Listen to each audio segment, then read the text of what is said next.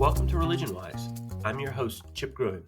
One of the central themes that we consider on ReligionWise is a question of religion and public discourse.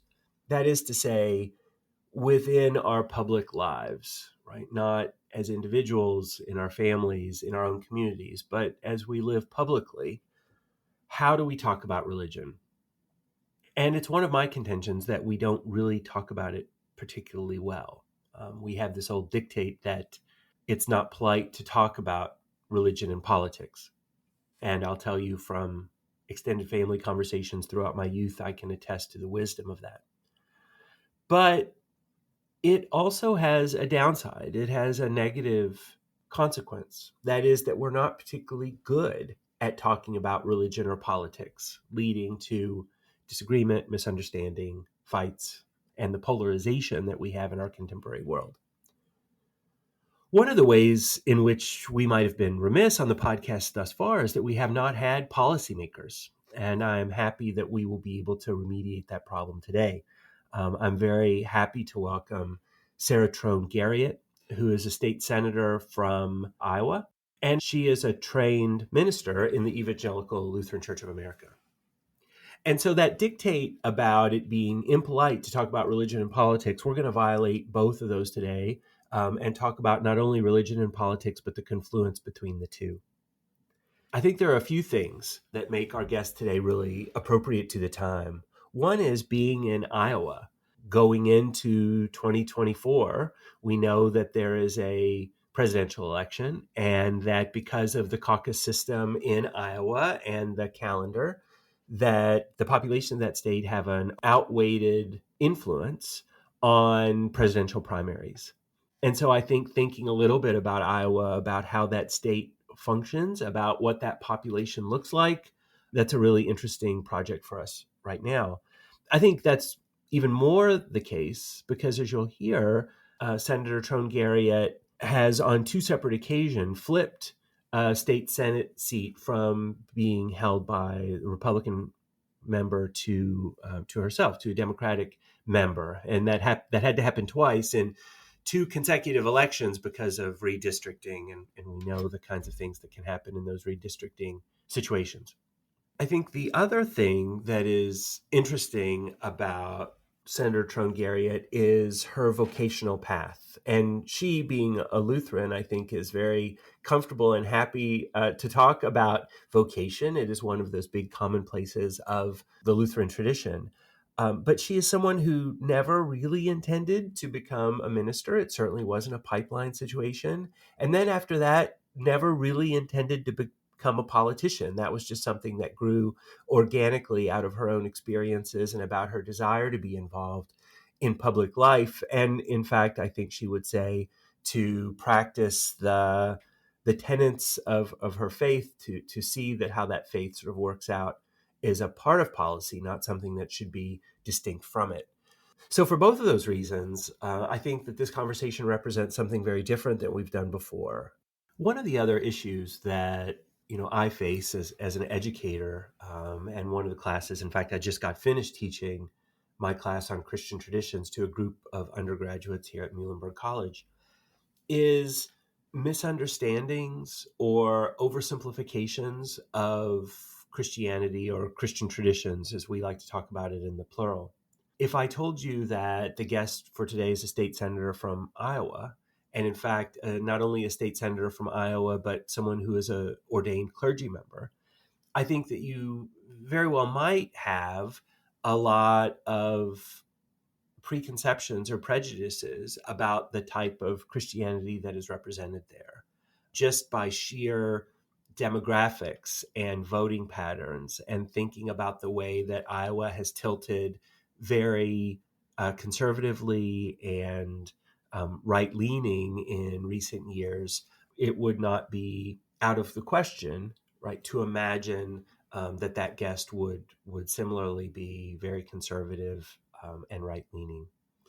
And one of the things that I find myself having to do when I'm talking about Christianity to people who don't know a lot about Christianity, or at least only know about their varieties of Christianity, is talk about the diversity that is present there as well. So that we know that there are Christian groups who will work very hard for a pro-life agenda. But it is also the case that we'll have Christian groups who see it as a part of their Christian mission to work very hard for a pro-choice agenda. Likewise, around sexual and gender diversity or any number of social issues that are the political footballs of the contemporary situation. So with that being said, it's a pleasure to welcome Sarah Trone Garriott onto the podcast, not only for her experiences and what she can share with us about serving in that legislative role in the 2020s, but also because she represents a kind of progressive Christianity that is not always what people imagine when they imagine people involved in policy and governance who also happen to be Christian. Or it's not what people imagine when they think about someone who sees their faith as a motivating factor for their involvement in policy and governance. And I'm very happy to welcome Sarah Trone Garriott to ReligionWise. Sarah Trone Garriott, thanks for appearing on ReligionWise. We appreciate it. Thank you so much. So, as we just heard in the introduction, you have a lot of titles. You're an ordained Lutheran minister. You serve as the coordinator of interfaith engagement at the Des Moines Area Religious Council Food Pantry Network. And now you're an Iowa State Senator. Can you talk a little bit about your vocational trajectory? How did your career path turn from the pastoral to the political? So I never started out wanting to be a minister or a state legislator. None of that was in my career plan. It just kind of happened. So I was an AmeriCorps Vista volunteer after college, and I was working for a legal aid program on a domestic violence project, and there were all of these religious issues that kept coming up, specifically how religious communities were not being resources or even being obstacles for folks trying to leave violent relationships. And so I got very interested in trying to educate these religious leaders about how to do a better job for their communities. And then eventually ended up deciding that I just needed to become one to do the job. A similar thing happened with politics. My state senator invited me to come pray for the daily prayer at the state Senate. And I started paying more attention to what was happening in that chamber, in that building. I started getting more involved in advocacy. And while he was a very nice man, I didn't like what I was seeing in his votes and his actions. And so I decided to run against him. Wow. So that must have been a tough decision. Well, it was over several years. So it came about gradually. And the more involved in advocacy I got, the more people I met who were running for office, helping others run for office. And I realized that it didn't have to be some other kind of person. It actually could be me. And I think that was the same for being a faith leader. Is I always thought, oh, that's a different kind of person than who I am. And then realized I had the gifts to actually do that job quite well. And that maybe I could do it better than some folks in the role. So I want to get to some of your experiences as a legislator. I want to put that on the back burner for a minute because particularly we're on the cusp of a presidential election year. Obviously, the Iowa caucuses serve an outsized role in that process. And just to give a context for your place within the legislature, your place in the state Senate, as well as to help our listeners think a little bit about the political landscape in Iowa more generally. Can you, give us a little bit more about what you've seen as a resident of Iowa and now a legislator in Iowa about what that political context looks like and how it might have changed over the last, decade or two? So I have lived in Iowa since 2013. So I really only have firsthand experience with Iowa over the last 10 years. But everyone knows about the Iowa caucuses, and that is changing pretty dramatically, at least for the Democrats, because the party is shifting that around. And so I don't really know what that's going to mean for Iowa, for the Democratic Party. It's just going to be different. But all that focus on the national political scene, on the presidential elections, I think it's detracted a little bit from people focusing on what's happening in their local and state government. And so while I'll miss all of the media and all of the candidates and all the opportunities that come with the caucus, I appreciate the opportunity to remind folks, hey, a lot of the really important decisions are being made at the state level. And we see that with some federal decisions kicking issues down to the states. And for years, the Republican Party has really been focused on local elections, state elections. And that's something that all people, all parties need to be thinking about because that's where it's happening. So, especially in the last few years, a lot of my neighbors are becoming more aware of the really consequential issues and sometimes very divisive issues that are being decided at the state level. And they have a lot of power and they have a lot of access to state level politics. So I have been very focused on how do I help people get involved, be informed, use their power, because you can make a big difference because our state government is so right here. It's very accessible to the people of Iowa. And it's my understanding that over time, the population of Iowa as a whole, or at least the way that has resulted in election results, that there's been more of a push. I don't know if you'd say towards conservative leanings or if you'd say towards the Republican Party, but Iowa has shifted a little bit in the last generation or so. Is that fair to say? Yeah, so Iowa is a state that voted for Obama and then turned around and voted for Trump. And I think it has, it's definitely, there's been some shifting party registrations. The rural areas are kind of emptying out, and we're seeing more folks living in our metro areas. We just had redistricting in 22. So that means that things are a little bit more fair now, but for years they were not so fair. The rural communities really had an outsized impact on state elections. And so I think it has a little bit more to do with Iowans just don't like politicians necessarily. They want people who feel authentic to them. They want folks that they can connect with, that there's a story that somehow they can really, just feel inspired by. And, for both of those candidates, there was something there that folks resonated with. And, who Trump is, I mean, he is authentically who he is. And I think a lot of people really appreciated that. But, folks want somebody that they have that emotional connection to. And so I think it's possible to have other candidates representing different values who resonate with folks. And I feel like that's what I've tried to do in my candidacy and in my work is connect with people first and help them, feel like I'm accessible, I'm present to them, I'm a real person. And I think that's what they appreciate. So let's think a little bit more about your place in all of this in that larger context of not only Iowa politics, but the landscape of the country generally. You won your Senate seat, your state Senate seat in 2020. More than that, you were the only candidate statewide in Iowa to turn a previously red state blue. So given that you were swimming against the stream here, I mean, Iowa went for Trump in 2020, so you were, this was split ticket voting. Can you tell us about what your message was to your constituents that, made them split that ticket, that allowed you to sort of swim upstream and turn a Republican district into one that was happy to vote for a Democrat? So I've actually flipped 2 districts in the last 4 years. So in 2020, I ran and was one of the few, I think maybe the only, to flip a district in that year. And then the redistricting process meant that I had to move a little further west and run against the state Senate president that year. And I won that election as well.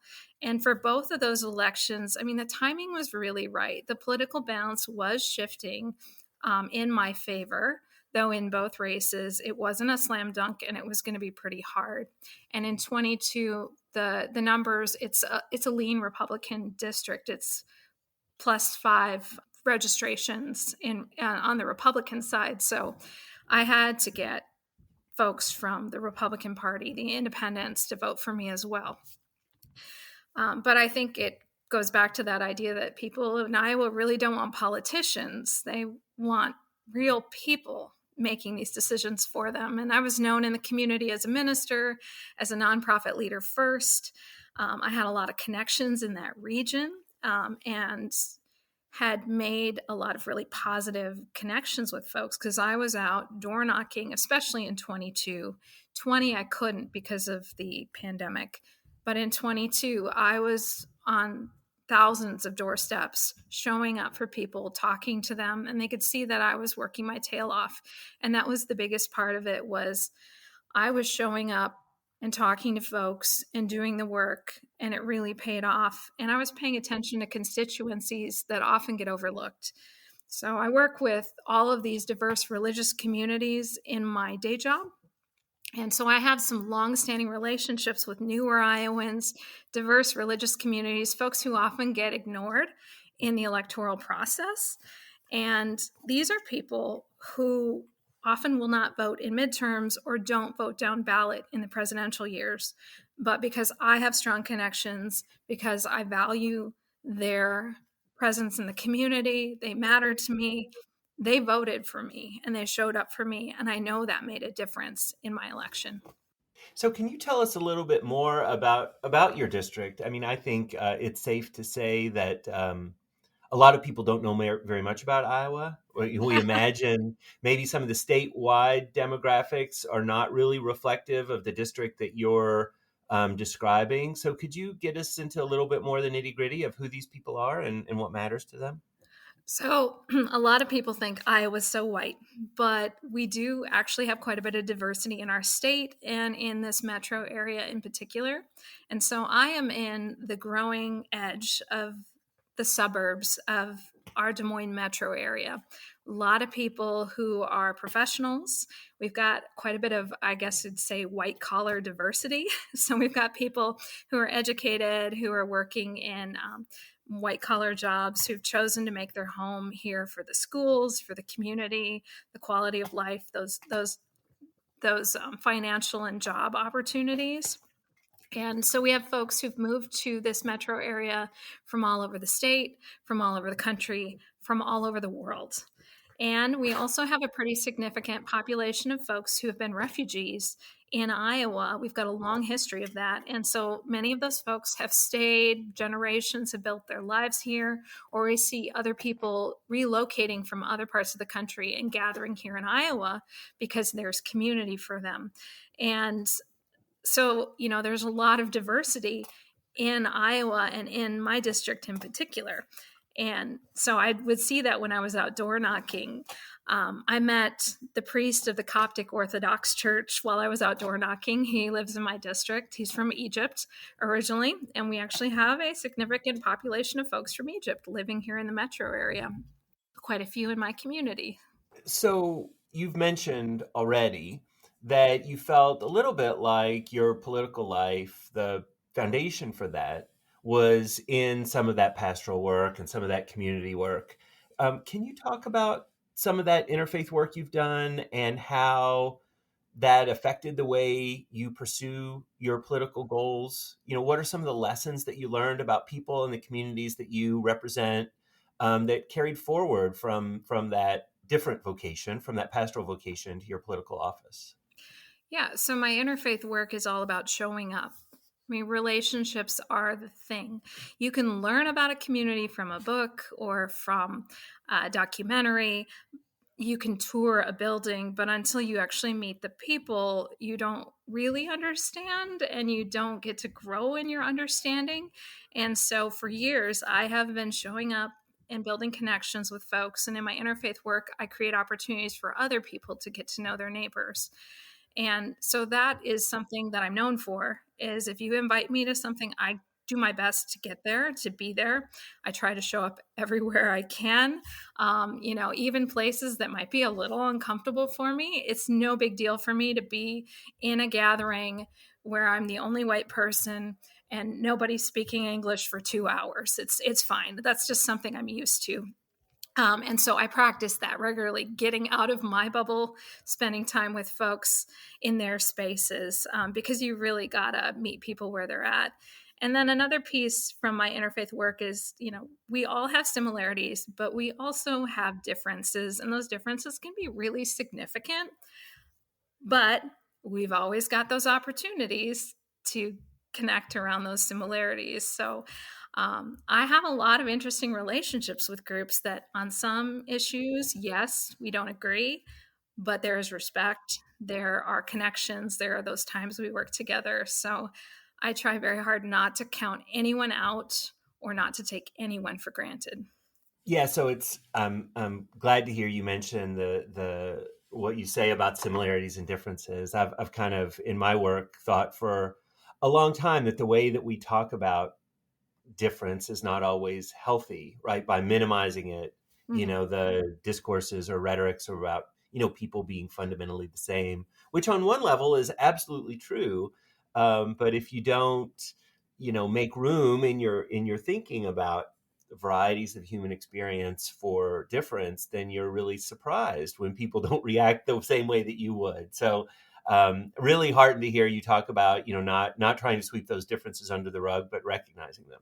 Well, and it's important to be able to manage your discomfort, because we're going to encounter challenging situations, difficult conversations if we're working with folks who are different than us, really with anybody.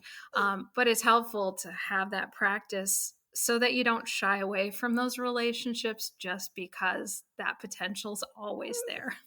So to go back to the events that got you into politics and that led up to your serving in the Iowa State Senate, I'm imagining what it must have been like after you won your race. What was this like? Considering that this was not your plan, but something that you felt compelled to do because you saw that it needed to be done. What was that transition like as you moved into this role in public service? So, the thing about election nights is they are awful for candidates. I mean, you just truly feel sick all day. And in 2020, that first election was really terrible because the results just came rolling in that everyone else had lost decisively, and we couldn't find my results. And a friend from the Sikh community actually texted me and said, "You won by 167 votes." And I was like, Oh my. "What?" And I had been polling ahead by 6 points. And so that I'd only won by just barely, it was so shocking. And the next day, I found out that my opponent was going to put me through a recount. So it dragged on for a couple more weeks. I never really celebrated. And I think there were so many folks disappointed by the results that kind of forgot about my win, at least in the party. So, I came into a very different situation than I had imagined in 2020. We thought we would have a balloon wave. We thought we would have a different situation to work with, and it was worse than it had been before. Um, so, I really had to adjust my expectations for what was possible, and really had to reorient myself about what were my goals, because there's always something you can do and there are always opportunities, but they just weren't going to be taking back the majority in one of the chambers or being able to pass the legislation we wanted. Yeah, so then beyond that, so you're adjusting expectations. You've just, unseated what for the second election in a row, somebody who had been longstanding in the chamber.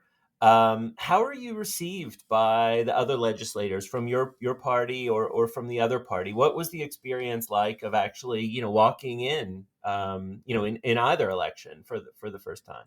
So the very first time, I hadn't been in rooms of people for a very long time because of COVID, and so I was kind of shocked by that, being in the chamber with everyone for the swearing in. But it was the whitest, oldest, malest room I had been in a very long time, and I said, "Wow, this doesn't look like Iowa." And so one of those opportunities that I found right away was, how can I bring in the people that I know, like get them to the Capitol, get them in the process, get their voices here in the chamber? What were those opportunities?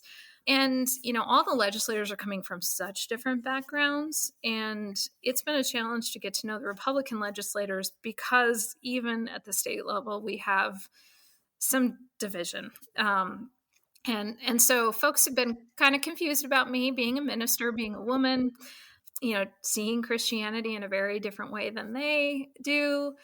Some of my Democratic legislators, I think, maybe are also a little weirded out by me because I'm a religious person, but I'm also a Democrat. And, so yeah, in both places, I'm kind of an oddity. Yeah, that's yeah, absolutely. I just finished up. We're in our last week of classes here at Muhlenberg, and just finished up my Christian traditions class. And always in the plural, right? There is not one Christianity, and that surprises students, right? That you can have people across the religious landscape, or the Christian landscape, for that matter, who think very differently about political issues, social issues, etc. I mean, so you ran into that full steam ahead in what I would presume to be a pretty conservative, pretty evangelical kind of Christianity in that chamber. Yeah, so the Republicans that I know, for the most part, are very comfortable talking about their faith, being public in their faith, sharing prayers in the legislature, because that happens every day and people can volunteer to sign up. But a lot of my Democratic colleagues do not. But I, in my interfaith work, I understand that I can appreciate and respect and be interested in my neighbor's faith. And it's not something that is a threat to my faith. And it actually can be an inspiration. It can make me stronger in my own particular beliefs. And, so it, for me, it's like, okay, how can we really give opportunities for the religious diversity of our state and the non-religious perspectives as well, in these public realms, because we're only often hearing one kind of way of being religious in politics. And there's so much more out there that doesn't get a voice. So when we first met one another at the American Academy of Religion annual meetings, you told me actually a little bit about that tradition of the Iowa State Senate opening with prayer, and that was a tradition that you had a lot of feelings about. Can you tell us about how you interacted with that? So, for a lot of state legislatures, there will be a prayer. This is something that hasn't happened since the beginning of our state. I think it really only came about in the 1980s. So it's always kind of interesting to look at that history and say, why did that start happening? I don't know the answer to that, but this is the way it is. Every legislative day in the House and the Senate starts with a prayer. And previously, you used to be able to invite someone, a member of the community, a religious leader, to actually come and say that prayer. So that's what happened when I was invited by my senator. I was standing on the floor of the Senate chamber sharing that prayer in front of everyone.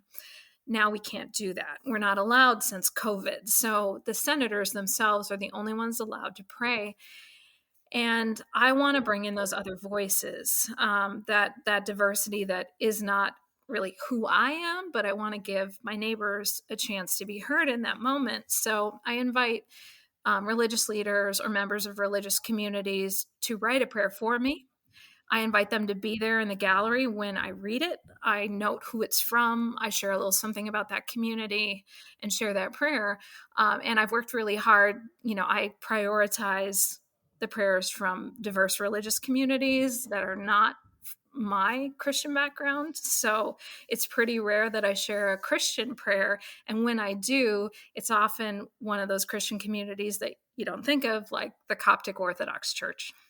And when you did this, when you took this initiative to include those voices in these prayers, include those voices of some of your constituents who are otherwise not represented, how was that received? What was the reaction to that inclusion? So one of the first prayers that I shared was actually a poem written by a Muslim constituent, young woman I had worked with through my interfaith work. And it had all of these attributes for God in Arabic that I read those words, and she helped me with pronunciation. And it was kind of a scandal. I got added to the Jihad Watch website. There were some conservative blogs that wrote stories about me. And then we had some people CCing all legislators saying, how dare this happen in the Iowa Senate? And I had one legislator who replied all, because folks are really bad about doing that, saying that he basically agreed with the person making the complaint. And I could tell that it really bothered him, that he did not understand the connections between the Jewish, Christian, and Muslim communities, that they are Abrahamic faiths, that they have some common origins and overlap, even in people and ideas. And so I had the opportunity to talk with him about that. I don't think that I've changed his mind, but it's definitely given me the opportunity to have some conversations with folks. But there's something about bringing that diversity into that traditionally Christian prayer time that I think is really important, because when people react strongly to it, it reminds me how much it matters to make it clear that, hey, if we're going to have a prayer time, it should be for all people. These people are part of our community. They live in Iowa. Their religious freedom matters as well. And so it makes me even more motivated to continue to do it. But I don't just experience pushback on that from the conservative side of things. I have a lot of progressive folks saying, how dare you pray? You should be protesting the fact that there's prayer. You should be doing this or that. But I feel like for what is true to me and how I want to spend my political capital, I think this is a better approach for me. And I think it's a way to honor my neighbors. And I hope that by being present in that chamber, it inspires them to think about state government. It's just a lot of fun to invite my neighbors down to the Capitol and involve them in this way. And they really enjoy that opportunity. You know, it's something that I can give them.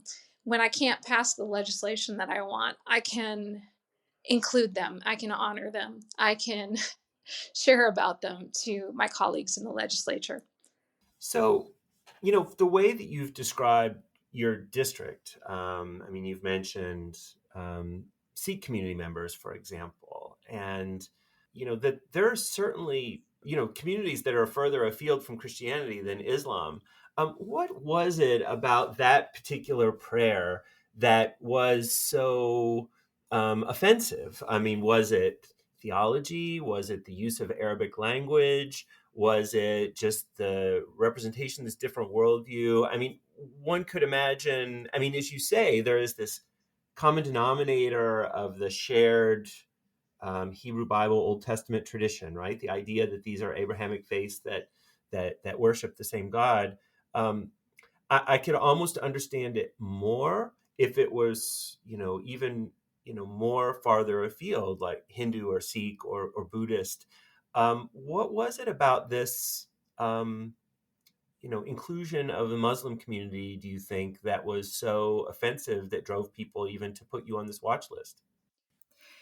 So there are folks in the community that are just very biased towards certain religious groups. And so there's just a lot of animosity towards the Muslim community, which is very unfair. I think there's a lot of folks who just don't understand.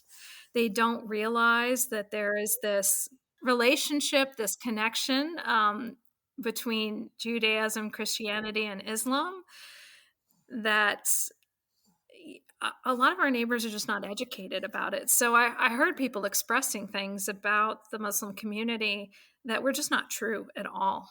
And they did not understand the roots of those Abrahamic faiths. And so it was an opportunity for me to try to share with them about that.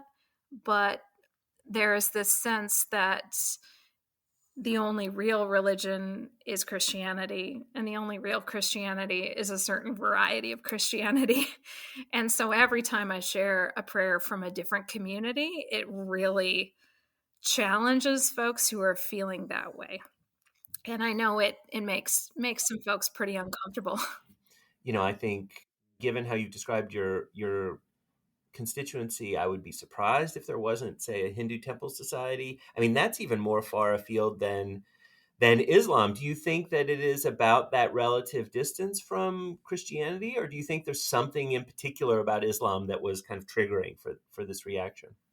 I just feel that the way the media has portrayed the Muslim community, those kind of deep-seated biases that came out of September 11th, there's just, there's more negative resonances that folks have.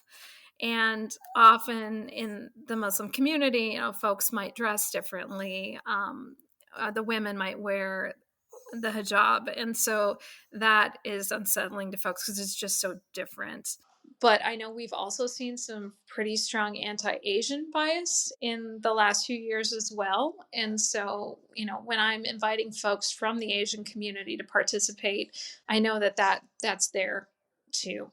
And for the Sikh community, they wear the turban. A lot of people don't understand who they are, and they experienced a lot of bias, violence, even after September 11th as well. Yeah, which is just the poster child for religious ignorance, right? That people responded to the Sikh community the way that they did after September 11th. I mean, obviously, this doesn't have anything to do with Islam. Not that it's okay to respond to Muslims negatively after September 11th either, but simply because someone wears a different headdress, right, wears the turban, people imagine them as somehow being connected to this thing that was scary and other. And like I say, a poster child for why we need more religious literacy in this country, I think. Many of our neighbors don't even think about the significant Indian population we have in the metro area. They don't realize that we do have a large temple outside the metro area, that we've got 2 Sikh temples here, because they're there, but you have to kind of go out of your way to drive past them. And so they're there, but they just might not realize it. Yeah, it's interesting. In my work here in the Lehigh Valley, I think I've run into some of the same things, right? To make people, like, there are certain kinds of religious diversity that people are aware of, and certain kinds that you have to show, right? Have to demonstrate, and I think it is one of these ways that we are trained that we think in percentages. If X% of people identify as Y X and Y% identify as Z, right? Maybe you get down to that 0.5% and you just don't care anymore, or that 1.2% and you just don't care anymore because it's not a super significant number of people in your community. But at least from our perspective here in the Institute for Religious and Cultural Understanding, it's not about the numbers of people, but the variety of beliefs and practices and worldviews that we want to expose people to. It sounds like you have a pretty similar attitude. Well, and, folks are just not used to seeing these religious communities in these spaces because we have a majority white Christian legislature. And, the folks who had been offering prayers for the most part were those white Christian legislators. And so it's been a change because I'm pretty active in offering prayers. I try to do it several times a year because I've got a lot of communities that I'd love to give the opportunity to. And as a Christian leader, I think it's really important for me to talk about these communities and show them in a positive light, because in my interfaith work, I'm inspired by my neighbors and how they live their faith. I feel that getting to know my neighbors and respecting them and appreciating them actually makes my faith stronger, that I don't have to see the faith of others as a threat. And it's not, it's challenging me to think about my faith, but it doesn't challenge me in a way that hurts my faith. So you mentioned that you like to include, these neighbors from other religious traditions in this ritual, in this prayer, in lieu of, because you feel a little bit, remiss that you can't pass the legislation you would want to pass. Do you have any examples of the kinds of legislation that you feel like would be beneficial to Iowa and to these communities that you have been unsuccessful in passing, given the climate in the legislature? So every state legislature works differently. And in Iowa, if you're in the minority party and you file a bill, it never has to get a hearing. It can just go in a drawer. And so it's really the prerogative of the majority party what bills get a public hearing. Everything does not have to get its opportunity to be heard. And so for me, I am really concerned about health and human services issues. We have not expanded Medicaid postpartum care for 12 months, which a lot of states have done that. And and so that's an opportunity to really care for a lot of lower income folks. There's, oh gosh, almost 40% of Iowa births happen on Medicaid. And so to make sure that those parents have care, that they're getting access to care, that makes that child healthier as well. And so that's a big one for me. I really want to make sure that our public school system is as strong as it possibly could be. But unfortunately, in the last few years, we've seen a lot of legislation that really attacks public schools, makes it harder for them to have diverse materials, really just puts our educators under a microscope if they're going to be talking about diversity, which that's not good for our whole community, but that also makes it harder on our diverse communities as well. And the funding for our public schools has not kept up with inflation for the last 10 years. And so that means every year they're getting an effective cut.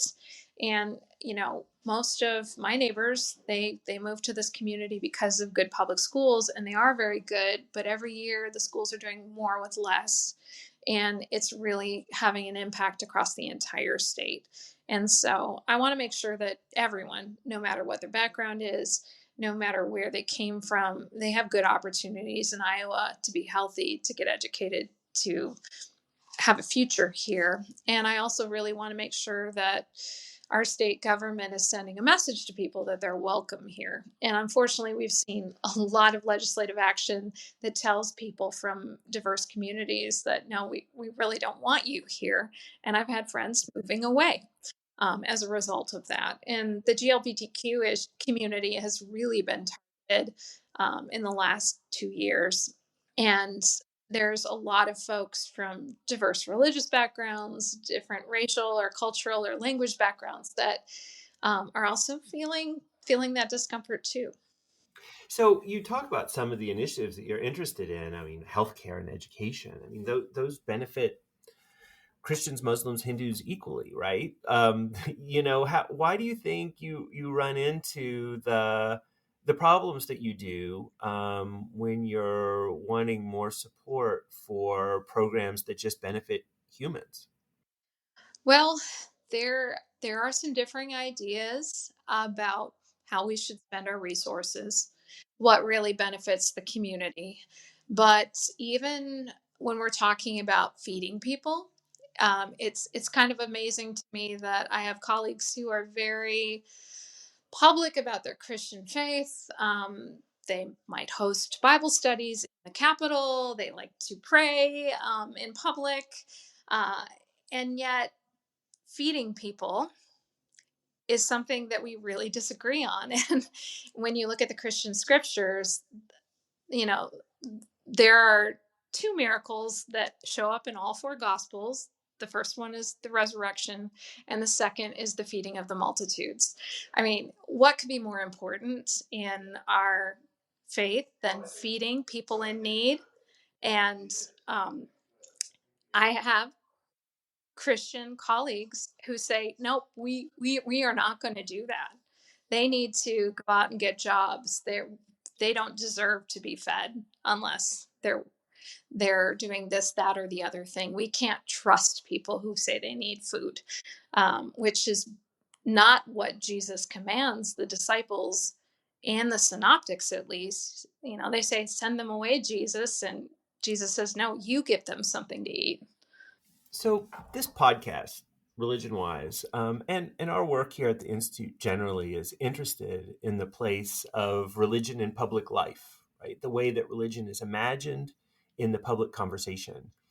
Given that you now have a foot firmly both in religious leadership and political leadership, what is your perspective? And maybe how's that changed on this confluence of religion and politics? How do you think about that intersection differently than you might have a few years ago? So I'm a Lutheran, and we are kind of awkward, uncomfortable about thinking about politics and religion that comes from our history. And I think it's good to be wary, to be thoughtful about your boundaries, because there are opportunities for political power to corrupt religious practice and faith, and there are real problems with, you know, using the power and resources of the state to promote one religion over another. And so I firmly believe that both politics and religion are simply about how we live together as a community. And so, the matters of faith do speak to the decisions we make in our governments. And we should be thinking about how do we faithfully engage in that civic life. And so I've had a lot of faith communities, a lot of churches especially, reaching out to me and saying, how do we do this in an appropriate way? Because we're really uncomfortable with being people of faith in these public realms. We're really uncomfortable with talking about political engagement in our church community. There's nothing wrong with being political, it's being partisan that's the problem. And the thing about faithfulness is it will always cut in a way that's kind of challenging and uncomfortable for you. And so you know, you're going to have to look at yourself and your beliefs and your political decisions in a challenging and hard way. If you're truly being faithful, it's not going to all feel easy and great. So I think on that note, we've talked a little bit about some of the struggles, right? Some of the loggerheads that you've come to. And, we all know that that is not simply a function of the Iowa State legislature, that this is everywhere. And I think a lot of people are really discouraged about the state of our country right now. And maybe even worse, they're discouraged and pessimistic that there is any hope that there's a way out of our polarization and division and room to heal and move on. What do you think about the future? Are you hopeful that there is a path forward from this place that we find ourselves in now? Yes, I was a hospital chaplain at Children's Memorial Hospital in Chicago for 2 years. And I know that even in the worst situations where it is the worst possible outcome that will happen, there is always the opportunity to make things better. So we always have the opportunity to do something, make things better in any situation. So that gives me some hope from those experiences. And those opportunities, they can really matter. They can really make a difference for people, even if it's not the big thing or the better outcome that you wanted. Another thing from my interfaith work is that I know we need to practice being uncomfortable. A lot of times, when folks talk about wanting to overcome division and have, across the aisle conversations and relationships, they want it to be free from discomfort. And that's not really possible, because then we can't talk about the things that are really important and hard. So I think as a culture, as a society, we have some work to do in practicing how to have challenging conversations and be in relationship with folks who are different and being out of our comfort zone, because so much about our life we can pick and choose and design the way that we prefer, and we need to have more engagement with folks who are different. There aren't a lot of public spaces that are throwing us together in that way. Religious communities can be one of those ways, but often we're self-selecting to the community that feels more aligned with our values, which makes sense. But then we might not be meeting people who are different and remembering that we're all human beings together. Yeah, it seems, you think about, I liked what you said about how there are not a lot of public institutions that expose us to that difference. I mean, one of the things, you drive through the suburbs and you notice, right, that a lot of people have a swimming pool or a playground in their backyard, or, order books from Amazon or whatever, and to the detriment maybe of the public pool, the public playground, or the public library. It seems like maybe this is something to continue to think about as we think about what our public spaces look like, and how much we're supporting them. Because, as you say, I mean, religious institutions that might have the best intentions. I mean, I think it was Martin Luther King who said, nowhere is the United States more segregated, or at no time is the United States more segregated than on a Sunday morning. And so a lot of my work in my day job in the nonprofit world is about creating opportunities for people to get to know their neighbors and go places outside their comfort zone. In my legislative work, I try to bring some of that to my colleagues, but I'm always pushing myself to get out into the community. So I'm showing up anything that I get invited to, all these different communities, and then showing up on people's doorsteps, trying to talk to them face to face where I can find them. So I feel like as a legislator, I really need to work hard to do that so I can connect with all these different aspects of my constituency and my community. Yeah, I'm with you about, going where you're invited, and being in those public or quasi public spaces, to be uncomfortable. You will not convince me to go door to door, though. I'm afraid I draw the line there. So you're stronger. You're stronger there than I am, I'm afraid. So door to door stuff, I actually really enjoy it. And when I'm feeling discouraged, the thing that helps me the most is getting out into my community, because what you see on social media and in the news is not really what's going on the ground level. And there's something really wonderful about just talking to your neighbors. Most people are happy to meet me. Every once in a while, I have some bad experiences, but for the most part, it's really affirming and encouraging to get out there. So and maybe you won't be able to answer this, or maybe you'll answer it and it won't come true, but what do you think is next for Sarah Trone Garriott, right, professionally and or politically? Where does the road lead to from here? I feel like I'm constantly in a midlife crisis. Always asking myself that question. I don't know what the answer is. I never planned to become a minister. I never planned to leave the parish and work in the nonprofit world.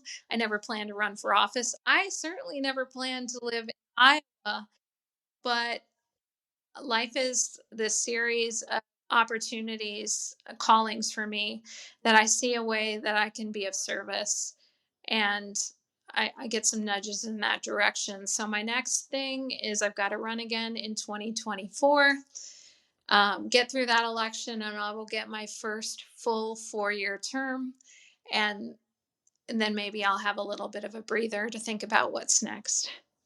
All right. It sounds like as good a plan as any. I think my dad used to say, humans make plans and God laughs. And so maybe just one step at a time is the best way forward. Yeah. Well, thank you so much for coming on ReligionWise. This has been great. I think you're the first policymaker who has made an appearance, and we're talking about the confluence of religion and public life. I don't know of a better place to do it. So we really appreciate your time. Yeah. Thank you.